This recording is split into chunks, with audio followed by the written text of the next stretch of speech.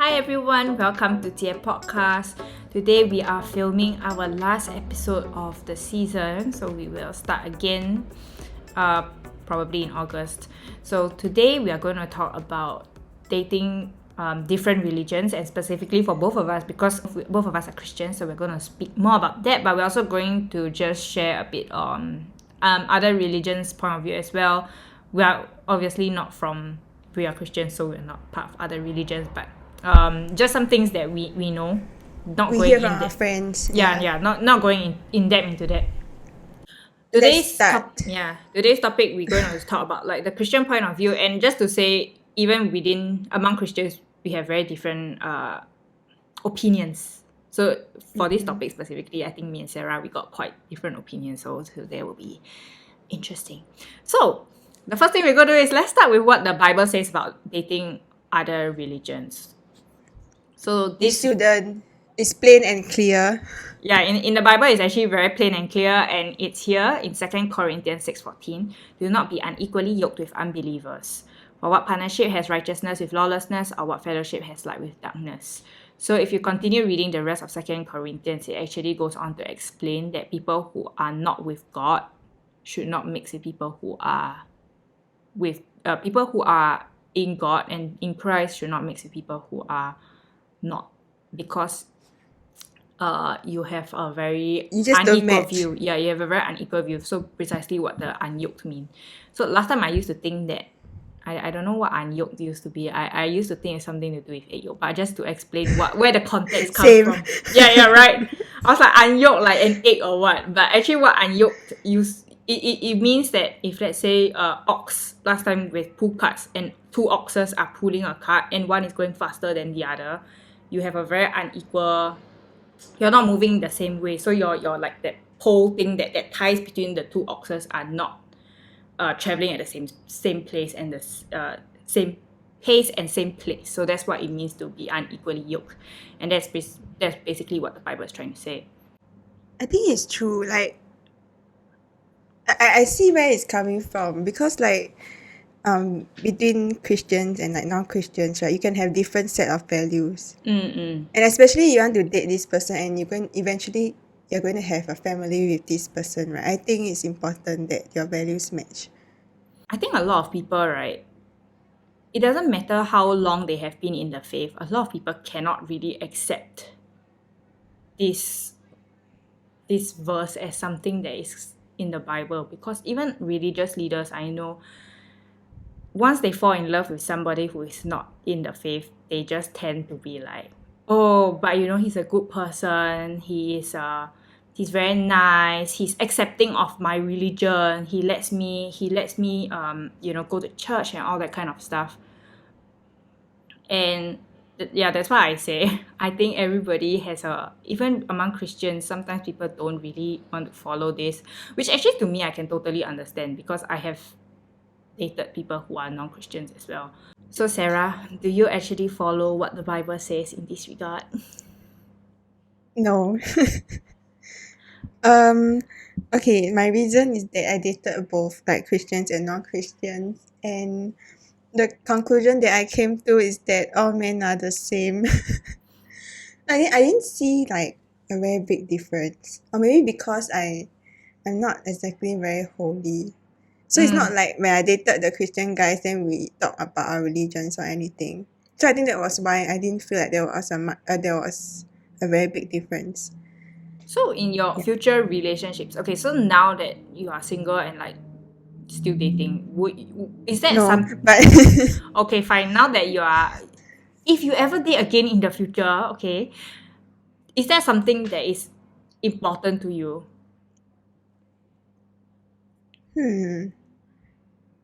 Okay, actually you asked me this a few months ago, I would say no. Because I feel like, personally, I feel like our behaviors should match more compared to religion. Oh, okay, so you mean like Yeah. personality wise to you is more Yeah, important, yeah. okay? Correct. But then like I don't know, but I think we talked about it before, and then like I remember got one part you mentioned that if let's say something bad happens to me, I'm sad about something, then you would want someone to pray for you and Mm. encourage you. Then I thought about it, then I was like, yeah, it would be nice if I had a Christian husband, but it's just a thought. Christian husbands are actually quite hard to find. Christian men are quite hard to find because I don't know, for some Yeah, reason I thought it was a Singapore thing, they're right? all taken. No, there are Yeah, more just girls. kidding. No, there are more girls in the There, church than men. I think that it was 2 to 1. Like the ratio is about 2 to 1. Yeah, I thought it was like just in Singapore it's like that, but then even here in London, there are so few guys compared to girls. Mm-hmm. So I mean, it's hard out there, lah. So it's hard to find. It's hard to find, and a lot of Christian men, I think, tend to marry young. So that's another. Yeah. Yeah, it's difficult. The older and older you get, unless you have like new people convert. Then after new people convert, then there's so many girls around. It's difficult. Okay. It makes it sound like it's a dating show. It's A not. dating No, but dating it's game. true. It's true that I think that is one of the things that girls say about finding Christian men. Like even people here, is the supply does not meet the demand. It's just how it is. There's no other way to put it. Mm-hmm. So I think But it's not like a deal breaker for me. okay. So if let's say this person is another religion, you will be fine. It depends what religion. Okay. So I think Because I feel like if it's a religion that is entirely different from like Christianity, right, it will be very difficult. yeah, I get it. I get it. Mm. I think for a lot of Singaporeans, right, because I think majority of the people in Singapore are actually Buddhist or at least Chinese I feel superstition. like most people are really. I thought most people around me are free thinkers. No, they're free thinkers, but during Chinese New Year they will go and bye that kind. I'm Okay. talking about that So kind they're of free people. thinkers. So yeah, Yeah. every religion. Yeah. I'm just talking about the religious people that I know. Most of them are Buddhist. Most Singaporean Chinese people are Buddhist. So I don't know. I feel like these Singaporean Chinese people, they are more open to dating different religions, because I think a lot of them, they are just doing it because their parents do it. But those people who are very devout Buddhist, so I have one friend who is very devout Buddhist. He's in a sect of Buddhism called Soka. It's like some Japanese Buddhism. When I was telling him about this, right, many years ago, he said he could understand that he wouldn't want to date somebody who is not from the same religion as him. I mean, his is I think quite a specific sect, which is but he was saying that if somebody cannot understand how important Buddhism is in his life, and like understand the values of Buddhism, then he said it's very difficult to raise children, which is precisely what I think as well, and what I think is very important, even if it's not for this particular verse in the Bible, to find somebody who is also a Christian. Mm-hmm. No, I feel like when you tell people that okay, a Christian cannot date people who are not Christian, they cannot understand. But then when you tell them that, like, it's the values. One common thing that I always hear people say is, why can't you pray to your God and let me be a free thinker, or let me pray to my own God. Yeah. I have one friend that say that isn't it better? Cause like let's say your house has like both Jesus and like Buddha, it's double the blessing. That's a very interesting way to think about it. You know. Last time, what my one of someone from my family said to me is, I think you should date someone who is a different religion. Then your children will have options. Then I was like, okay, that's not how it really works, but okay. I think for me, what is very important, right, is because I don't think I could.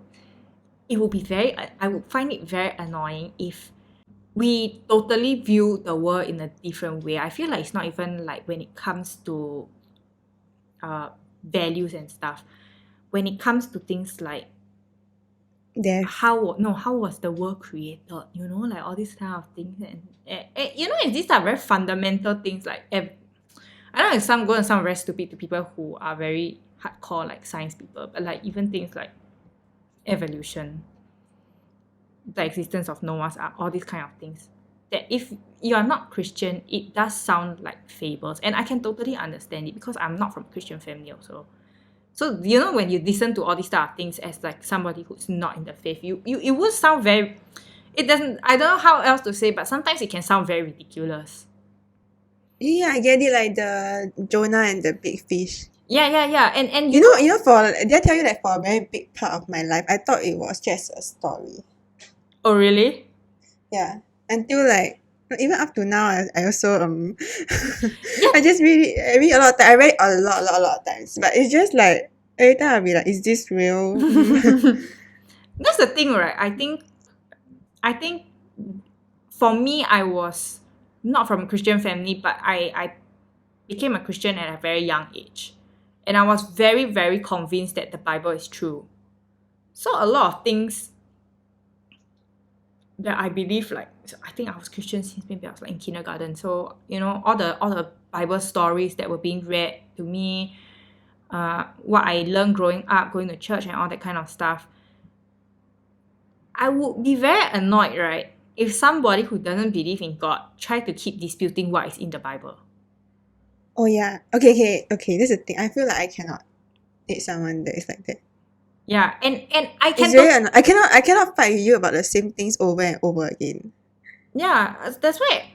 So that's what I was trying to say, right? I don't know if people know some of these stories in the Bible. They're actually quite famous. So like David and Goliath, like Daniel and the lion's den, Noah's Ark. These type of things to people who don't believe in the Bible, it sounds very ridiculous. But if so I mean, I can understand why it would sound ridiculous and why people would think like, oh, even if that happened, right, that is so long ago, that's in the past, these type of things don't happen anymore. And it's true. I mean, it doesn't, you don't plainly see it anymore. So I feel like that is why I cannot I that's one of the reasons why I would want to date somebody who's a Christian. I would want to marry, okay, I won't say date, I want to marry somebody who's Christian. I've dated like non-Christians before.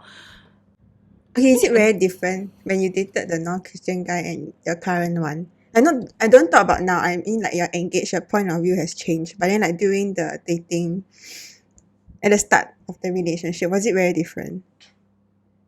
No. Dating Christian and non-Christian? No. Yeah. No. I think out of all the men that I have dated, Sam would be like the most Christian of them all, but like not much difference lah. To me it's the same. But I am Yeah, that was my main point, is the same. It felt like the same to me as well. I think I don't know. Yeah, because for like, okay, so for me and Sam, we met in church. We met through cell group, through Sarah. And so actually, I guess because because we met through church, we kind of knew a lot of our values on certain issues. Certain fundamental beliefs are already there. So yeah, we never had to discuss that. And also what we should do, what we should not do, all these stuff of things, you know, generally we know already. But is there a big difference? Like after dating a Christian, then they always pray over you, and you know, every time you get through hardship, we always pray together. No, we don't do that. But which I mean, it's not that we totally don't do that. When there's really, really big problems, yes. But I don't think we are at that point that you know, it's like we are really relying on God to sustain our relationship. So that's why I would say there's not much of a difference.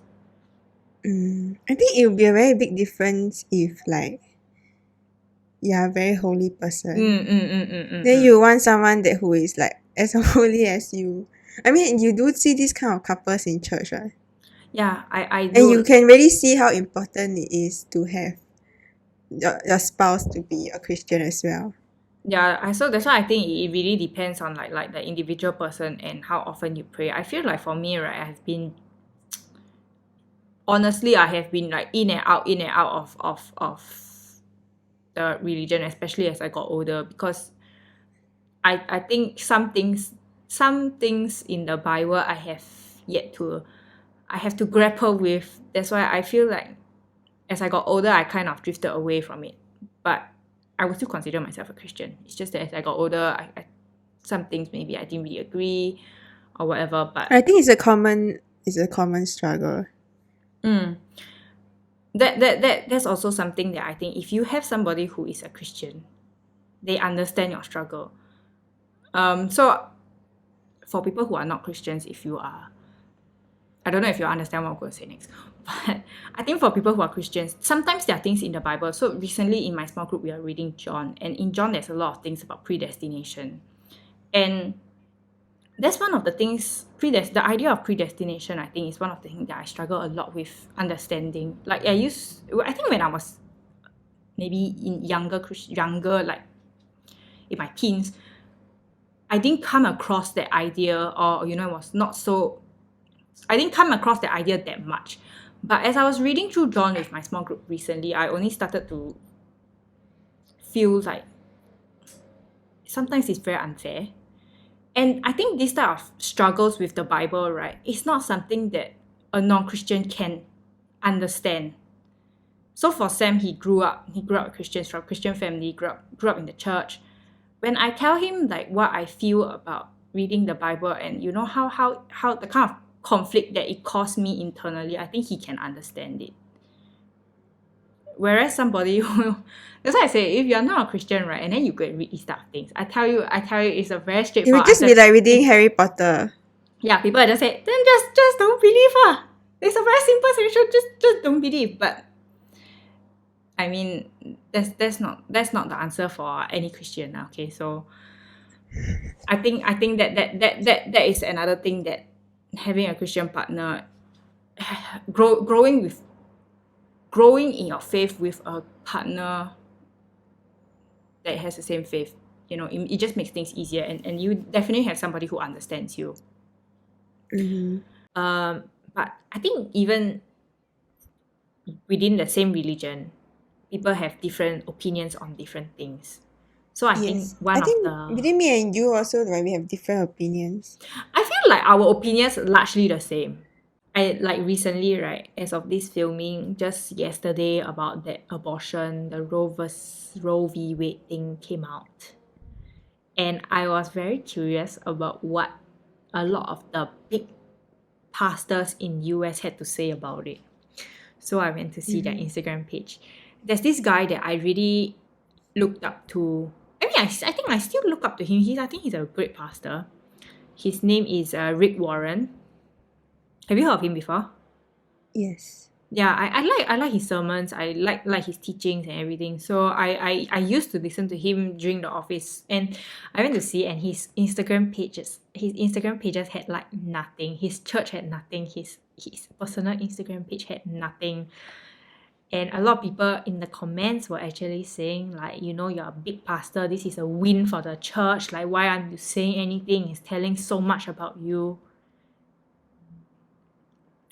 And I don't know, I just thought that I feel like for him, right, he say also he will get attacked. He don't say he will also get attacked. So I don't know what would be the accurate response from him. And I think like about this abortion issue, right? I think me and you, we have the same view on that. Which is, even though we are Christians, we don't think that it is don't think it's right. So Yeah. no. There's We this don't other, think like, the Instagram Roe page versus Wade. Huh? there's this other page, I don't know if you heard it before. It's called the Gospel Coalition. No. Yeah, so they say that, like, the post that they posted 2 days ago was why we should celebrate the Supreme Court's decision about the abortion. Yeah, I think, but for us, I think, we really disagree. So, and feel very strongly about that. So I think, even I was talking to some of my friends, right, who are Christians as well, and they are very against the idea of abortion, even for people who have gone through rape, for minors, like no exception abortions. And I feel like I just couldn't, even though we're all Christians, I just couldn't be with somebody who doesn't believe in the right for people to get abortions. with no exceptions. I think that is very cruel to the victims. I think the most ridiculous one is the non-viable pregnancies. You have to go through with I just really cannot understand that one. I really You cannot die. understand. Yeah, exactly. Talking about ectopic pregnancy, is it? No, they were talking about non-viable babies. Is it pregnancies? Also, you need to go through the pregnancy Yeah. and give birth to the baby, and the baby will die. Not the baby. That's very cruel. Not the baby will die. The baby has already died. They were saying for non-viable pregnancies, Yeah, you still have to go through with that. Which I think is very ridiculous. But again, it's very painful. yeah. Wait, okay, you don't watch Grey's Anatomy, right? Yeah, I don't. Okay, so there was this episode that this character called April, her baby had some like defects, so the baby died within a few hours of birth. Then like she played the scene so well, like it was very very painful to watch. So like, yeah, I wouldn't want that. I wouldn't want that to happen to anyone. Then you carry like your dead baby in your own arms. Yeah. I just feel like if I was with somebody who really was super anti-abortion, like the people who are celebrating the ruling, right? I would be so mad. I would be so mad. And I think somebody who is like that wouldn't want to be with me because I would be like, no, it's wrong. You know what I mean?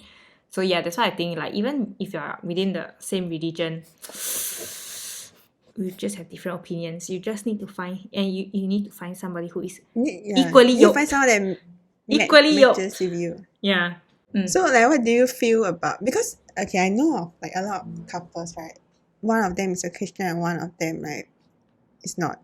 So what do you think of converting the other person?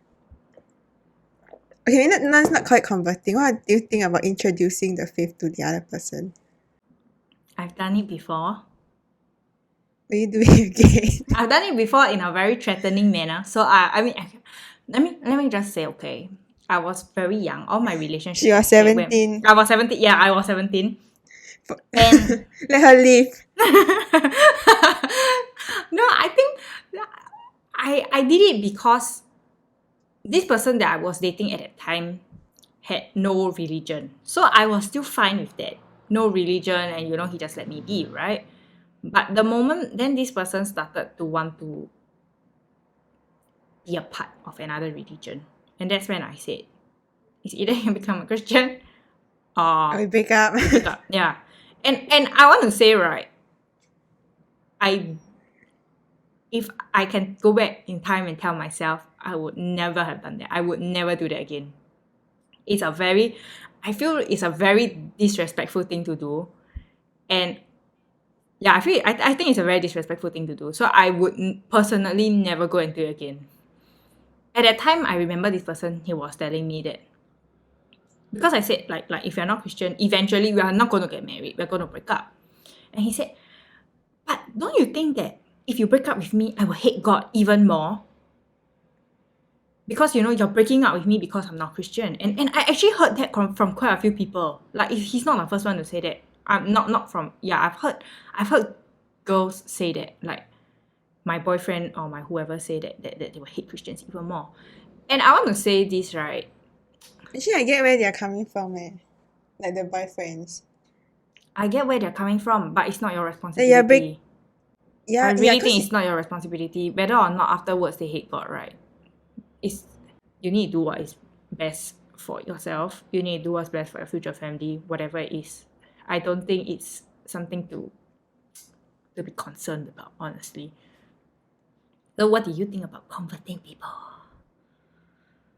Yeah, I have the same opinion as you. I don't do it.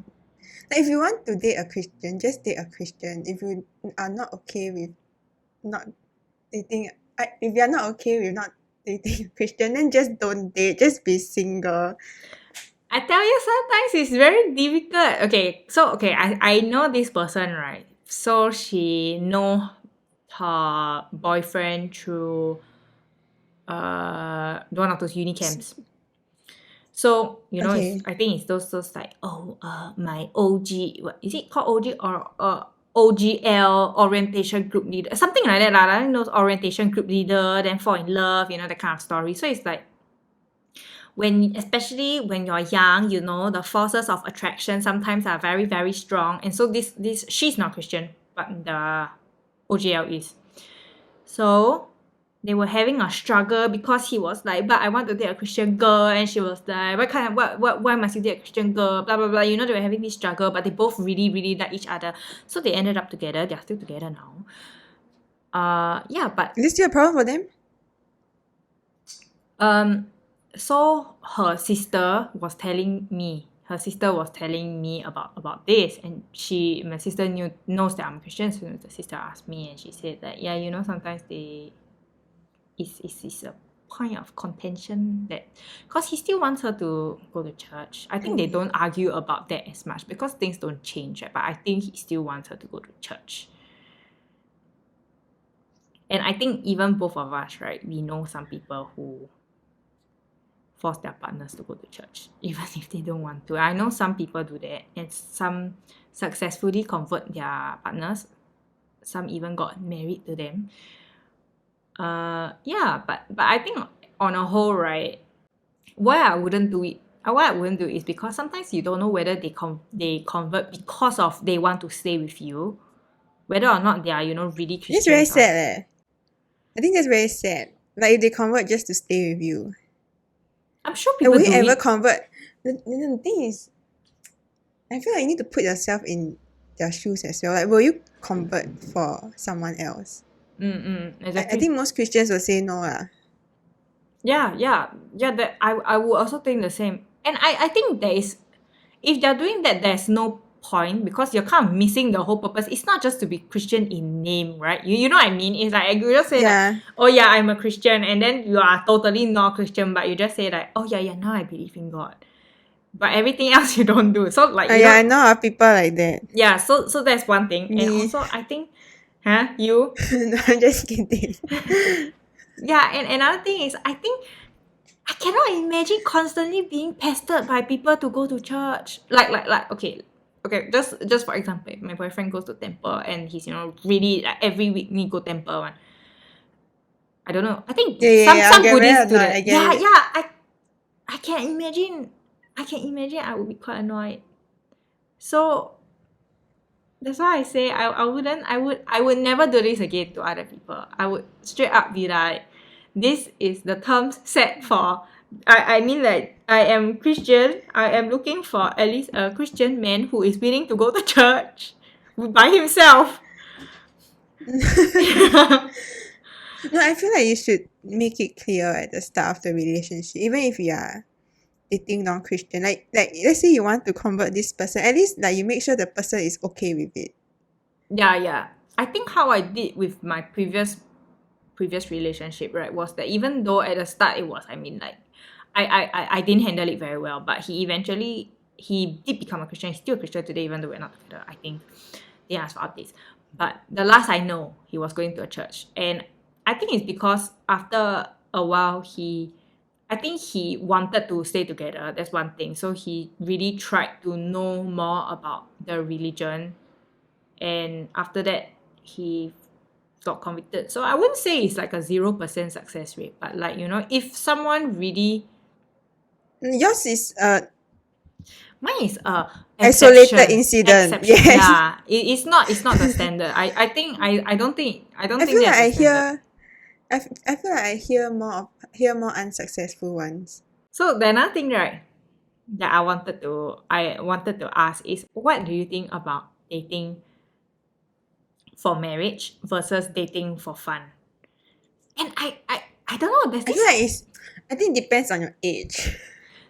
Is it a concept? Okay, I don't know about this, okay, whether it's biblical or not, or whether it's just a church concept, but the idea of dating for marriage, like, once you date, you must date, because I don't remember the Bible ever saying that you cannot date for fun.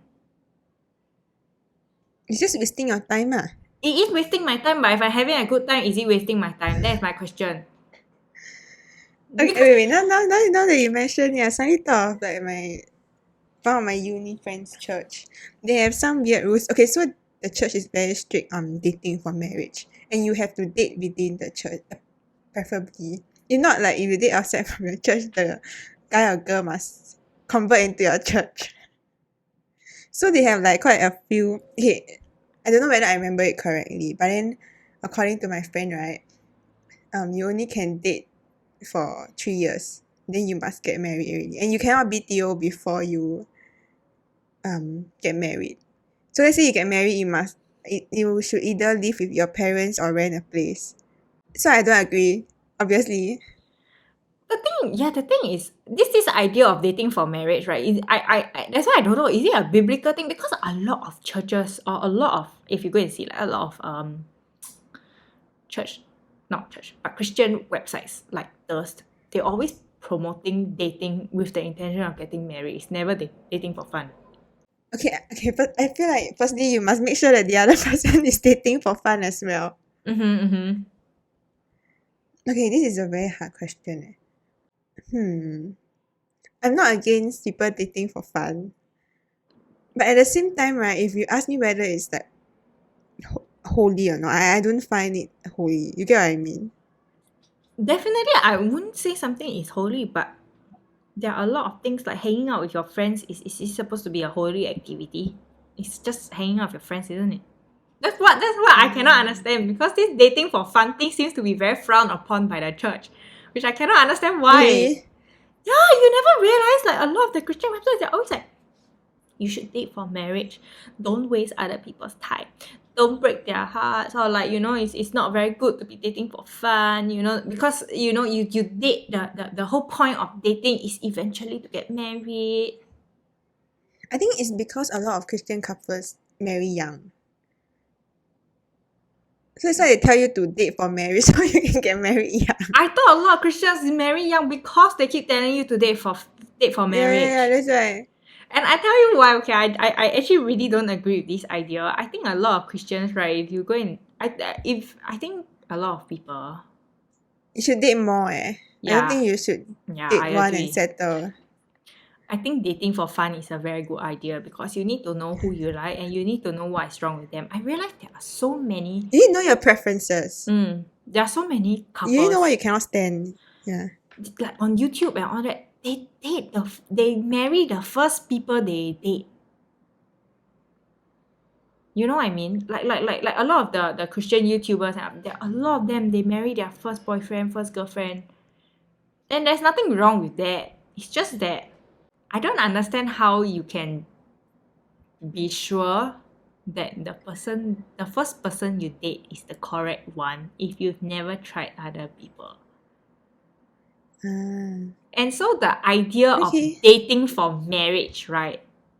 I feel like, especially if you are younger, it puts a lot of pressure into the commitment. Wait, so you're the kind that believe that you will meet the one, like there's someone special out there? No, I don't think so. But I feel like a lot of people, if they only date if they don't date around for fun, you're missing out on a lot of things that maybe you would have known if you dated more. That's what I mean. Actually, I agree. I've seen it on Reddit. Like, they feel that they shouldn't have gotten married young. So any conclusions? My conclusion is that if dating a non-Christian is going to give you a lot of problems, then just don't date, or make sure you strictly date a Christian. Yeah, if you can't accept it, if you can't accept their way of life, and they are not going to, and you cannot accept that they are not going to accept your way of life, don't do it. That's what I'm going to say. Don't do it. Don't let love blind you. It's not that great. Okay. Bye. I disagree with Sarah, but sure. Okay. So that's all for our first season of their podcast. We hope you liked it, and I'm going to go back to Singapore, so we're going to film some videos together and start our season 2. You see me in nicer clothes. Oh, and we need new ideas. Okay, so we'll see you next time. Bye. Bye.